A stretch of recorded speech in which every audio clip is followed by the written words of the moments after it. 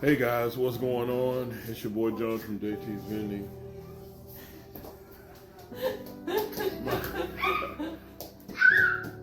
I can't wait. My wife and daughter are going to Indiana tomorrow, so I can get to do these day devotionals and do my videos in peace without my wife mimicking or mocking me in some jerk off way. Anyway, let's get into this day of devotional. That don't stop you from saying nothing. Anyway, hope you guys have had a blessed day. Today is... No, don't look at me. I'm annoying. Oh, definitely. 6, 8, 7, 8. Hold on, guys. 8-6. 6. It is August 6, 2025. You could have just told me that instead of go. Anyway. Don't make it tired. We get petty. Eat your food. She's pregnant. She's petty. She's hungry. Anyway, she made us some veggie quesadillas. I'm going to chat out in a minute, but I want to do this day devotional for today. And those of you who are new to our YouTube/TikTok channel, this is what we do Monday through Friday, giving God a piece of our day. God doesn't want every second and every moment of our day. He don't want us on our knees praying every second, because then we can't serve our fellow man. We can't earn money. We can't provide if we're doing that. But what he do ask us for is just a piece of our day. Not a lot of it, but just something to spend time in his word, praying, getting to know him, getting closer to him. So that's what these daily devotions are. For those of you who don't have a Bible or who just like to listen to daily devotionals or watch with this handsome face. My wife, a hater, a straight up hater. But this is what this is, guys. This is us spending time with God. So with that being said, please continue to like, share, and subscribe. I just want to say thank you, because our YouTube channel is growing. Our TikTok followers are growing, and we truly appreciate that. There's a lot more people out there than I thought that love Jesus Christ as much as I do, and that's my way of spreading his word through these day devotions. So let me stop talking, because I do tend to ramble. So let's get right into it. This day devotional is entitled Caution, God at Work. The stone which the builder rejected has become the chief cornerstone. This was the Lord's doing. It is marvelous in our eyes. Psalms chapter 118, verses 22 and 23. On a scale of 1 being the basic to 10 being graduate level, how is your theology of God? And how is your theology of how life works? God's ways are light years higher and wiser and better than any of man's ways. So even if you scored yourself at a close 10, you're aware that your theology is a far cry from being comprehensive and even complete compared to God.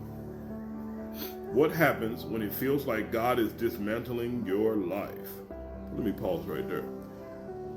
This looks good and looks like it's going to get good. The dismantling that they're talking about is when you set plans and set goals and set things, and then God starts to prune you, which means he cuts away, cuts off all of the things that looks like growth and looks like improvement, and cuts off people and things, and he show you that I'm making you better. That pruning is the dismantling. I just wanted to clear that up. So what happens when it feels like God is dismantling your life? You can become disappointed, disillusioned, even despondent. Ever felt so depressed you can't pray or read the Bible? Yes, I have. I can definitely say I've felt that way a lot of times, especially when I got in trouble. Legal trouble. It happens. It happens to all of us. When it does, you may discover that God is actively dismantling your theology in order to build a much more robust theology of who He is and how life works. One of my favorite authors, C.S. Lewis, he said it well. When I invited Jesus into my life, I thought He was going to put up some wallpaper and hang a few pictures, but He started knocking out walls and adding on rooms. I said, I was expecting a nice cottage, but He said, I'm making a place in which to live. That was a good one. I like that, because when I tried to do it my way, and guys, when I say I was messing up, boy, felt like I could never get on track, felt like everything was going wrong, felt like I was messing up like every single day, all the time, and I was trying to do it my way. But when I yield my life to Christ, and I was like, I'm finna get in the Word, because that's what I know, that's what I see other people doing, my grandmama and my mom and dad. It has to work somehow. So I tried it, and I love it. I'll never go back. That old John has died, and I've been made whole and a new creature in God's eyes. So our prayer tonight, guys, is simple as usual. It's, Lord, sometimes I do feel dismantled. Thank you that I can trust your intentions. Make your place in my heart and life as large and grand as you please. May God add a blessing to the hearers and the doers of His word. I want to encourage you guys, if you're watching or listening to these day devotionals, man, it's not solely important that you go to church every Sunday, or you be in a choir, or you participate in every church event, or you get married in a church, or you do all the things church-ish, and you're not living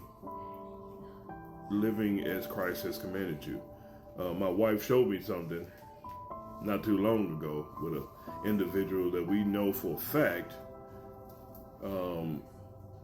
that's supposed to be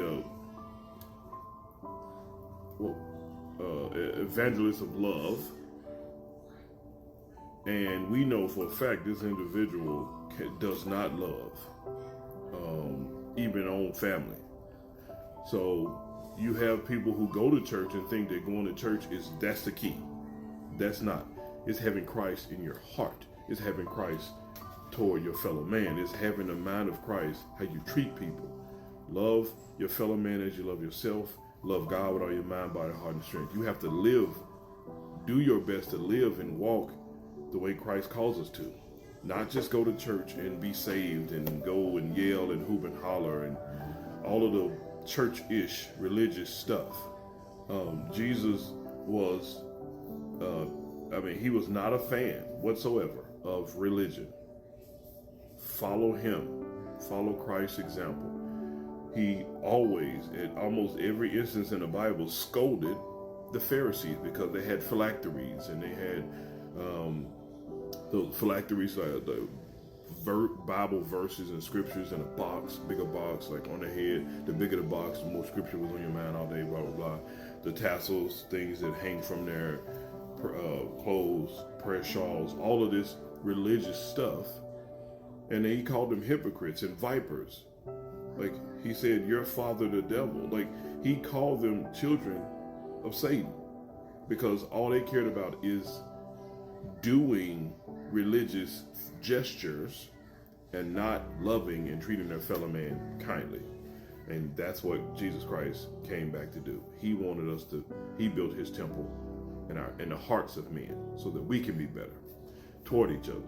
So I love you guys. Have a blessed night. Be safe. Au revoir. A bientôt. Allez prochaine.